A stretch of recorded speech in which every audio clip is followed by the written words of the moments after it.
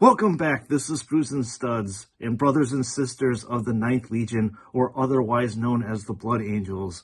We have a very special action figure review on our hands today.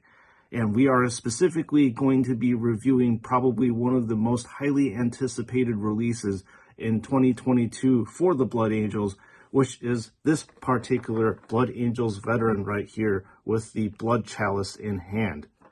I know that there were 4 action figures that was released in the set, but I think that each and every single one of these action figures needs to be reviewed individually because they are so cool and so badass, and every single one of them needs their time in the sun. And without further ado, folks, let's jump into the review. Oh man, I absolutely cannot wait to tear into this guy, so let's just get to the unboxing. Woo! Reviewing the Blood Angels veteran. Man, oh man, there are so many accessories here to review. I just can't wait to get into it, so let's just dive right on in. So as usual, we're going to be looking at the armaments first, starting off with the power sword. And with the power sword, it actually looks pretty good in my opinion. So you've got these electric nodes over here. It's painted very nicely, where the blue is actually staying on the blue of the nodes, and it's the same on the other side, and it probably sticks out against the darker gray area. I like it how JoyToy does this transition from a dark silver to a lighter silver, and with the hilt area, and you get the skull over here, which is decently painted, although I would have liked it if the shading was in the nostrils as well as in the teeth area, and the same thing goes over here from this side. And I think this is probably one of the best looking power swords that JoyToy has put out to date. And then moving on to the bolt pistol over here. And the bolt pistol is much of the same as we see in the past. So you have this very heavily weathered patina with this dry brushed light silver area, and the same goes over here. So I do like this very cool looking worn effect, although I have to admit these areas up here and here may need a little bit more of a silver shading. And then looking at one of the biggest attractions for me, which is this blood chalice, it looks generally pretty good. You got the blood droplets that have this nice metallic glow or sheen over here. This metallic kind of look brings more character to the action figure, which I really like. Although there is a fairly prominent stain or shade over here, get a little bit of uneven painting with this. So you have one eye that's shaded and one eye is not, and that is the case as you go around the whole entire blood chalice. And then when you are looking at the top of the blood chalice, this is really cool. It really looks like it is liquidy looking, and it looks like it's actually holding blood. So this is an excellent effect that I really like on this action figure, and probably this is one of my most favorite accessories that I've seen JoyToy create to date. And moving on, we're going to take a look at this empty holster. And if you have been following the rest of my reviews, this holster is looking like it is plagued by the same issues as the other ones. So you get really thick highlighting over here, which is kind of messy in my opinion. However, it is missing a bunch of highlights where I think highlights should be, especially over here, here, and here. And now we are going to move on to reviewing the backpack. And another cool thing about this Blood Angels veteran is this prominent iconography that is going on up here. Again, the blood tears have this awesome effect where it has that metallic undercoat with the translucent red overcoat, which gives us a very nice depth of effect. Although I kind of wonder exactly what's going on up here. It looks like there are some manufacturing defects, which is a bit disappointing. And turning this around, it looks like there are still more uneven shading and blotching, but this really doesn't detract overall with the aesthetic of this action figure. So as I'm looking at this head right now, I'm not too sure why the tip of the nose is a bit glossy. It looks like it may have been like melted or something, because if you're looking at the side profile, this looks a little bit flat. But at least the areas on the head is prominently shaded, especially with the mouth areas and these crease lines over here. So there's a lot of detail that's going on. And again, JoyToy does a fantastic job of screening the eyes and the pupil, and they're very prominently seen. Although you get some bleed from the flesh tone onto the red over here, and you also get some bleed from the flesh tone onto the red as well. So on top of the head, you see a lot of prominent highlights up here, and it's a really nice touch that JoyToy has added to give more depth to the action figure. So now, moving on to the action figure itself, let's see what we can find. So right off the bat, I think there's a bit of a miss in my opinion. So in these areas, this is actually typically heavily shaded, and in these vent areas, they're also shaded. It does not appear that there's too much issues with the lens area. And then looking at the pauldron area, I'm not too much of a fan of this dirty kind of look over here. I don't know if the shading got a little bit out of hand, but regardless, it is about par for what JoyToy has been doing.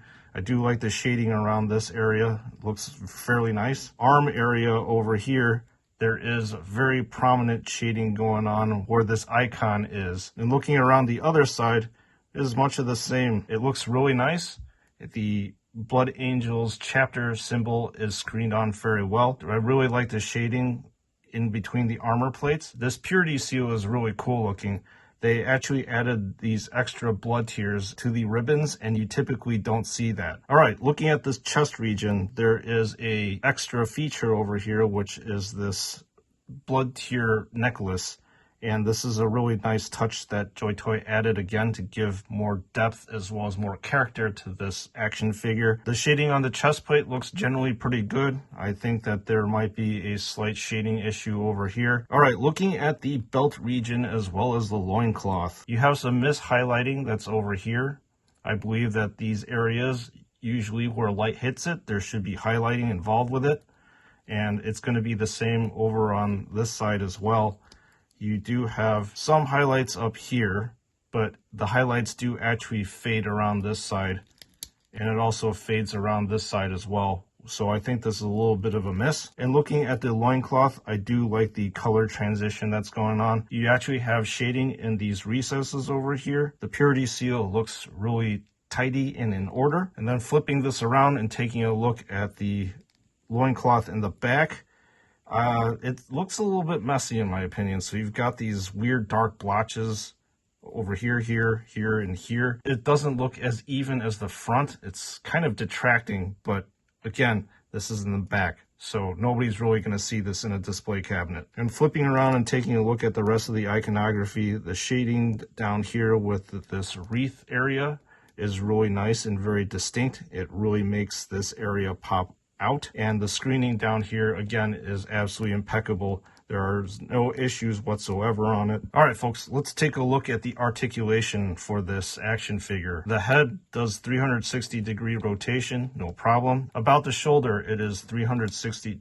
degrees. Well, folks, I actually didn't intend this to happen when I was trying to do the articulation for the shoulder area, but as long as the arm is out from the socket, I might as well show you what's going on.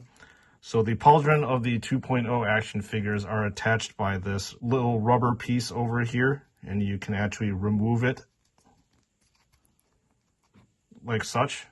This is exactly how it attaches. So this is a little bit interesting. This isn't actually a static socket joint. You can actually move this socket joint out like this, so it doesn't actually stick completely in the action figure itself. But what I was actually going to show you is about this arm. It is 360 degrees of rotation, and there is a slight ratcheting mechanism here. And about the elbow area, you are able to pivot this in and a little bit more, as it's almost like a double jointed area. And you can also rotate this about the arm 360 degrees. And then the wrist, you can also rotate 360 degrees, and there's a good range of motion where you can tilt the wrist back and forth and up and down, like so. About this area right here, it is 360 degrees rotation due to a ball and socket joint. There's also another ball and socket joint right here.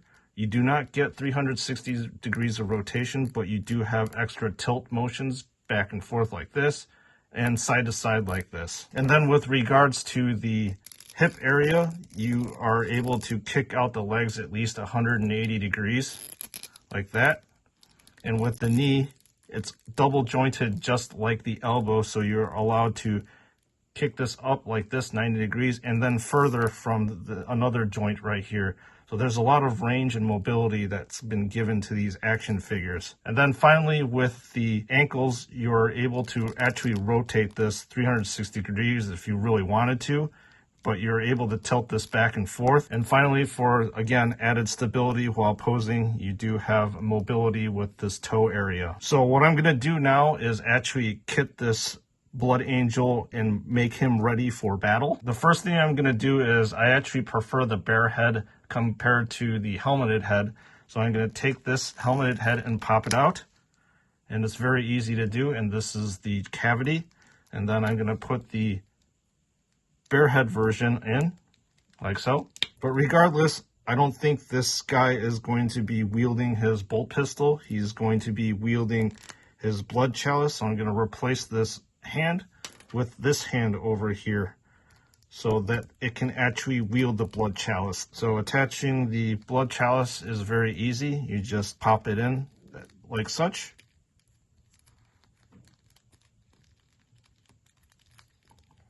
And it fits right in.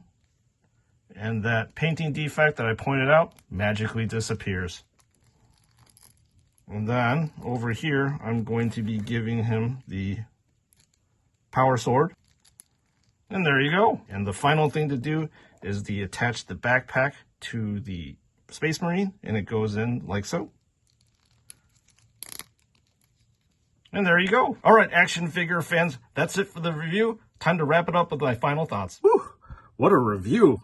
There are so many different accessories that came with the Space Marine that is very impressive to me. Obviously, you have that blood chalice, the power sword, the extra iconography that's up here, the bolt pistol, the empty holster. I mean, this thing has so many different things. So in the end, what do I think of this action figure? For a Blood Angels fan, I believe this is an absolute must buy. This thing is very, very highly detailed, just like how JoyToy does it each and every single time. Are there painting issues? Yes, there's always painting issues with JoyToy action figures. Are those things going to be action figure breaking? No, of course not. None of these painting issues are actually action figure breaking, because as you heard in my painting review, when you're looking at this stuff in the cabinet, none of it really matters. It looks perfectly fine when you're looking at it from 3 or 4 feet away. You're not going to even notice any of the issues that I pointed out. The articulation is, again, on point and is very fantastic. There is a lot of movement in these 2.0 action figures that are better than the 1.0, and the stability, especially when you're trying to pose these action figures, is definitely unparalleled. So anyways, I hope you enjoyed this review video. So there's definitely going to be a lot of Blood Angels Veterans action figure review in the upcoming weeks, so look forward to that. Again, I appreciate your support. Thank you for watching. This is Spruce and Studs, and I'll see you all in the next one.